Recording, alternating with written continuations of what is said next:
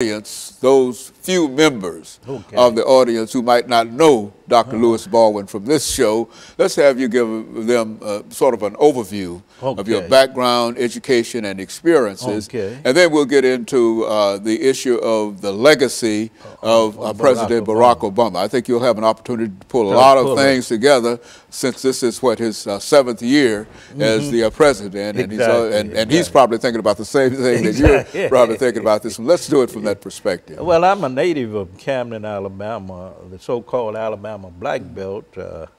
I attended the public schools of Camden, Alabama, Wilcox County, graduated from Camden Academy High School in 1967, and I then matriculated at Talladega College in Talladega, Alabama, which is historically black college, graduating in 1971 with a BA in history. From there to Crozer Theological Seminary, where I received the MA degree in Black Church Studies in 1973, the MDiv degree in 1975. From there to Northwestern University, where I received the PhD degree in American Christianity in 1980. And since that time, of course, I've been writing about politics. I've been writing about Martin Luther King Jr. I've been writing about black religion and culture. And perhaps, Dr. Baldwin, when you finish this show today, you might also be encouraged to continue your writing career by writing about the legacy of President Barack Obama, because I think that that will be a great legacy, and that's what we anticipate today in terms of you talking about that. Exactly. That's what I want to write about, because I think he is a historic figure, and we need to write about him because he's accomplished so much. He means so much not only to America but to the world. And hopefully we get into a discussion more specifically about his meaning and significance, about his achievements, and about what we might consider to be his legacy now that he's in the last months of his presidency. Very good. And so I tell you, Dr. Baldwin, we've got about 2 minutes before this first segment in. Let's sort of give an overview in terms of some of the things that you'd like to talk about dealing with his presidency. I think we have to see the election of Barack Obama, or Barack Hussein Obama, as the most important historic event of the 21st century. We're in the early part of the 21st century. Many would say that September 11, 2001 is the most historic event. But I think that November 4th, 2008, when Obama was elected, this was the most historic event because it had implications not only for public policy in America, but for how we would relate to the rest of the world. And if you look at the reaction to his election in 2008, there was a lot of pride and jubilation on the part of blacks. If you look around the world at the Arab League, for an example, the European Union, countries in Africa, they saw his election as a new era in international relations, and I think that has proven to be true. Many of us thought when Barack Obama was elected that we were in a post-racial era. Oh, that's what they called it. But that has proven not to be true. Interestingly enough, Dr. Martin Luther King Jr. in 1968, and these are his exact words, he said in 1968 that in 40 years we could have a Negro president. Okay, 2008, Obama is elected.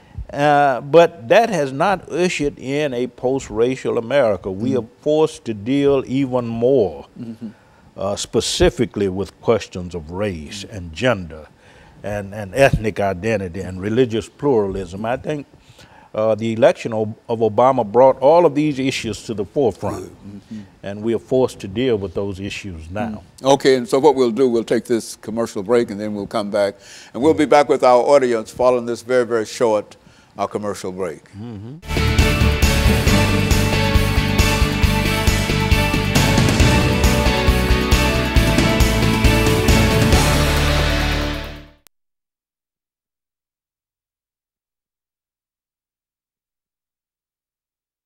Seconds too soon. Good, there you go.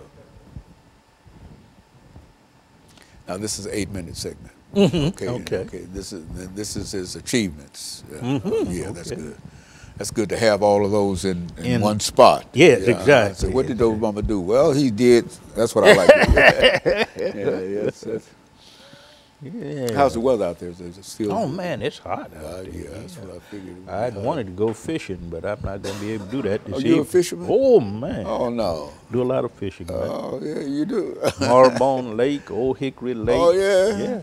Old Hickory Dam. Do you ever catch anything? Oh yeah. A lot of cat and brim and. Oh yeah. And bass. Yeah.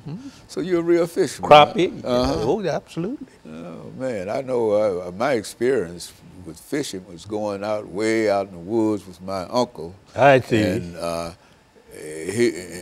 he decided that he will not leave until he used all the baits. And then he's up there on that end fishing, and I'm on this end throwing in the baits. I see. So I was ready to go, yeah. But yeah, I used to go out and I used to stay all day long, go early in the morning. That's what and come in late at night. Late at night. That's right. I go up to Marlbone Lake in Ashland City. It's sort of up in the mountains, and deer will come stand right by you. Of course, there are a lot of snakes up there. 30 seconds. This is the second segment, right?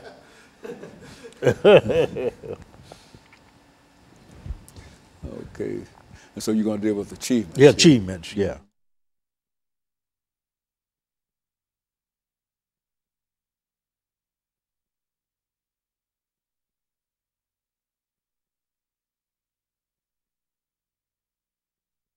Thank you and welcome back to the second segment of the show for today. We're talking to Dr. Lewis Baldwin from Vanderbilt University, and the topic is the legacy of President Barack Obama. Now, Dr. Baldwin, before we had our first commercial break, I think we promised that we'll give you an opportunity to talk about President Obama from the position of some of his achievements during his presidency. Exactly. Let's talk about I mentioned earlier that the election of Obama was probably the most historic event in this 21st century. We are early into this century. But right after he was elected in 2009, he signed the Lilly Ledbetter Fair Pay Act, which of course guaranteed the right of women to sue for pay equity. So right off the bat, from the beginning of his tenure as president, he made a move that improved the position and the status of women in our society.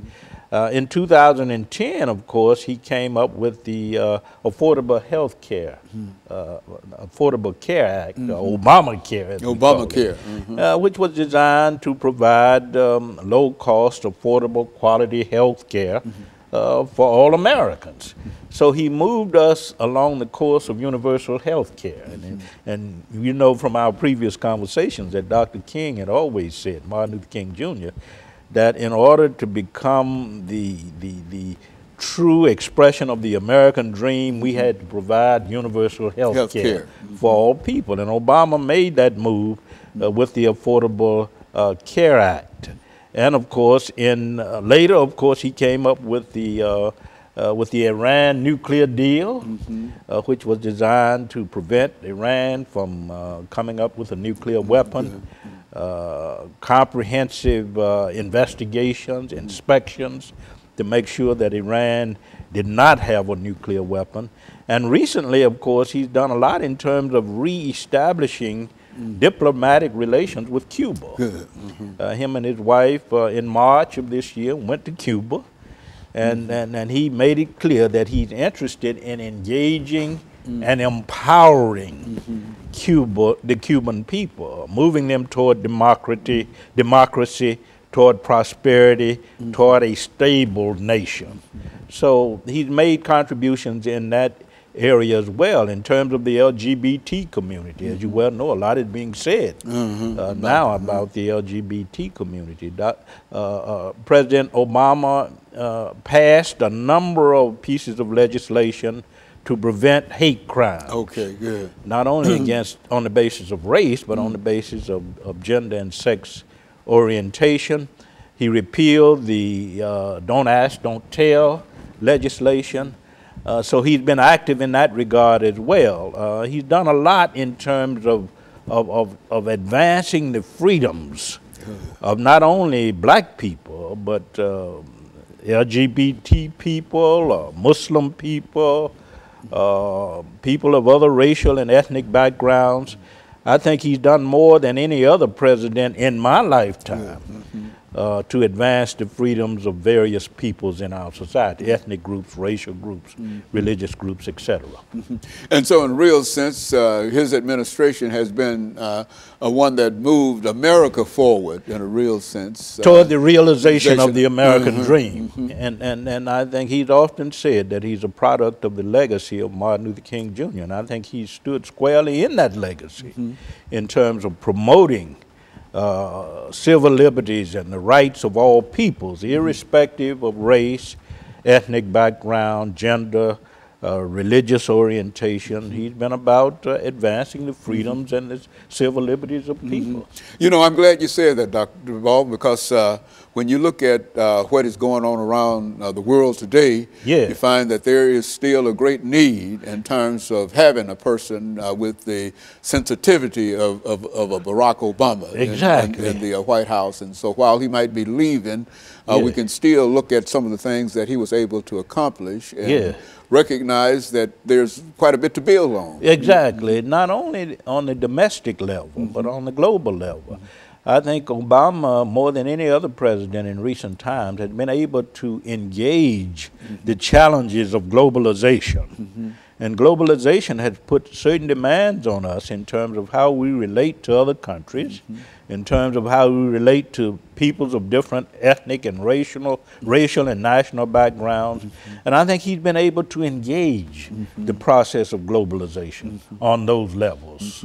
As well as the environment. That's one of the things that I think about all the time when you talk about globalization and et cetera. This whole idea of climate change and climate warming and et cetera. And he's been quite active in that. Getting together with nations like China and other nations to address the issues of climate change and other issues relative to globalization. So he's been, I think, a president with a global consciousness.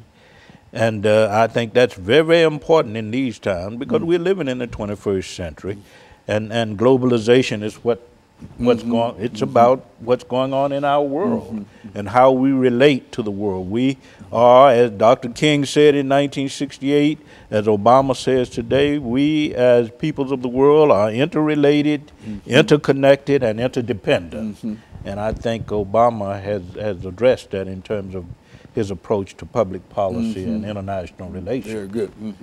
And so in a real sense, while the president has served almost his 2 terms.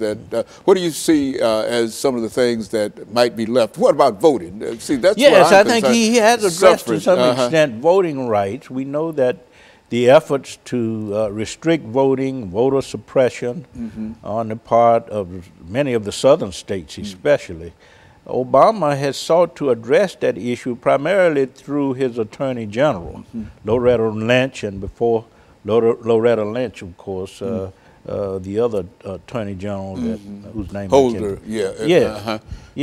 But he sought to address that issue, and that's an issue I think that needs to be addressed more in the future. But I think he has laid the foundation for that. And he's very much concerned about maintaining the one person, one vote model, which is essential to our democracy, and I think his legacy will be carried on with the next president, hopefully, if that president is a Democratic president, then that legacy will continue. But if not, there might not be a legacy. But I'm optimistic, and I think the country is optimistic in reference to that. So what we're going to do, we're going to take this second commercial break, and we'll be back with our audience following this very, very short commercial break.